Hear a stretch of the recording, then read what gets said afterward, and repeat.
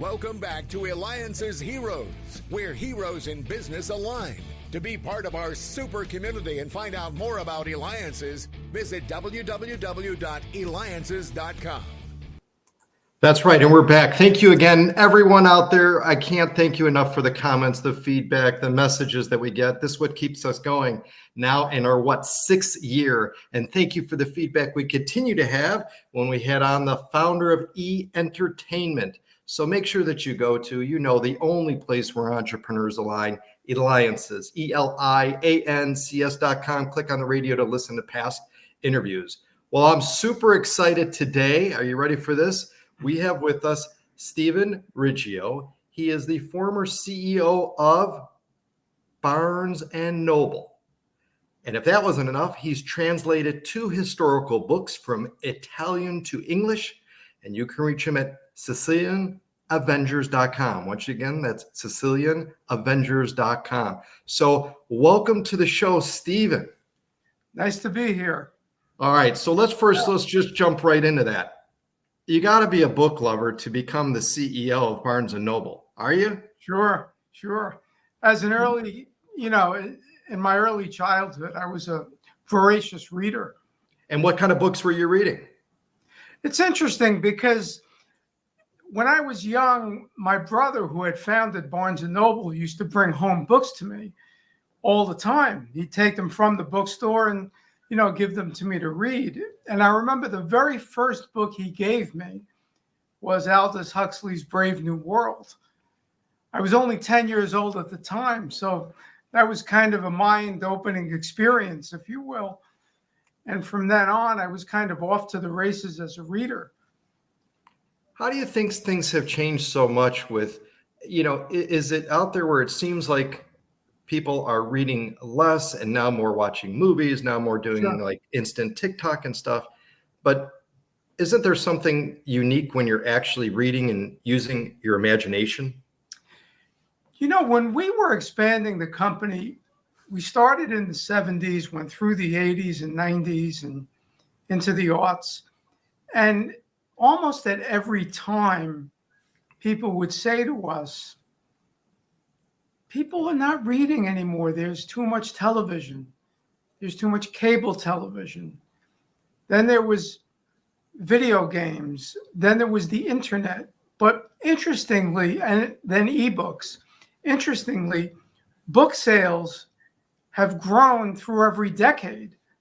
There's something about books which other forms of leisure entertainment can't compete enough with. There's nothing like holding a book, and diving into it. Books are for people with aspirations. And especially being able to imagine what it is, right? When they're describing something or somebody or like what you've created of translating two books from Italian to English, that must have been a feat. We'll talk a little bit more about that. You're right, because then each person's visualizing something different when they're reading it. Of course, yes. Yeah. Where do you see as far as with now, and again, where you see things going, though, in regards to bookstores themselves and stuff? I mean, do you see eventually everything just going online? I mean, will there be bookstores besides at the airport where you're paying triple the price? Well, as I was saying, when the internet came, back in the mid 90s, people were afraid that it would kill bookstores, partly because you could just order a book online and get it delivered to your home. But the more significant aspect of the internet to bookstores was the fact that you could now look up information online. If you were going on a trip, before you would go into a bookstore and you'd buy a handful of travel guides. Right. If you were interested in a road trip across America, you'd buy a road atlas. Any cooking, there were all types of information that was now available online that was, formerly used to be only in books. Magazines were a big part of Barnes & Noble sales for many years, and many magazines have stopped publishing. Yet bookstores are still thriving. because there are enough books in print that people come to bookstores for. So they've managed to survive. They're not going away. Well, I'm motivated after this interview to pick up a Yeah. book and start reading because it doesn't happen enough, and it's almost like that peace and quiet, right? I think more bookstores opened last year than in the last several years. So there's kind of a resurgence. People love to go to bookstores. They're cultural centers in the community. Like we used to say about our stores, everyone was different. So if you went in a Barnes and Noble, even just a few miles from each other, the selection was different because they had to be customized to the community. Right. So they were like cultural centers. But how do you go into a bookstore and not critique the bookstore itself, having all this experience and go, well, I think this would do better over here, this section over here. No. My best experiences were walking into our stores unannounced, somewhere in America that I hadn't been to, and seeing something that was so tailored to that community that it just used to give me goosebumps, knowing that the store manager and the staff there were so keyed into their community and wanted to make that store special to that one place. Those were my best experiences as a CEO, knowing that the people that ran the stores were in full control and they had the ability to make it as if it was their own store. Yeah, and coming from the outside, nobody would have any idea. Nobody would even realize until they were there, like, wow, this is exactly, And again, we're talking with Stephen Riggio, former CEO of Barnes & Noble, translated 2 historical books from Italian to English. You can reach him at SicilianAvengers.com. And again, this is David Cogan with the Eliances Heroes Show. Make sure that you go to Eliances.com. That's ELIANCES.com. All right, Stephen, why take on a project that seems quite complex to me? From Italian to English, and talk about the 2 historical books that you've done. I mean, that seems harder than any math problem. I think that in many respects, I was destined to do this. First, I have Sicilian blood. So that first and foremost made the book's content something that I could relate to. Secondly, we began taking Italian lessons after a tragic event in our lives.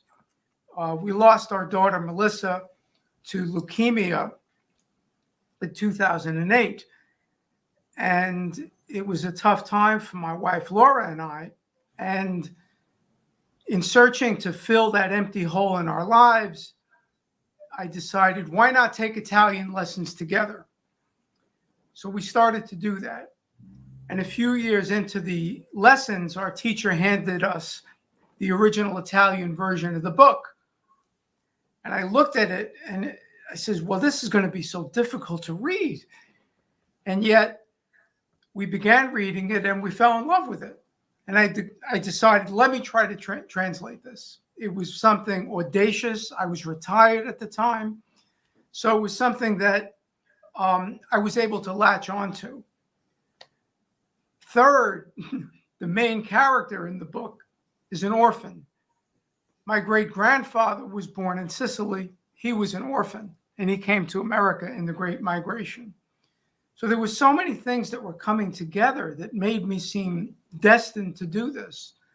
And it was hard. And I was up for a challenge. I wanted to do something audacious. Absolutely incredible. Yeah. And how long did it take? I mean, it's like, how long did it took about 2 years. 2 years. It took about 2 years, yeah. And then how do you have it like quality check to make sure that it was? I had a great editor and a great publisher. Wow. Amazing. Yeah. Absolutely amazing. Yeah.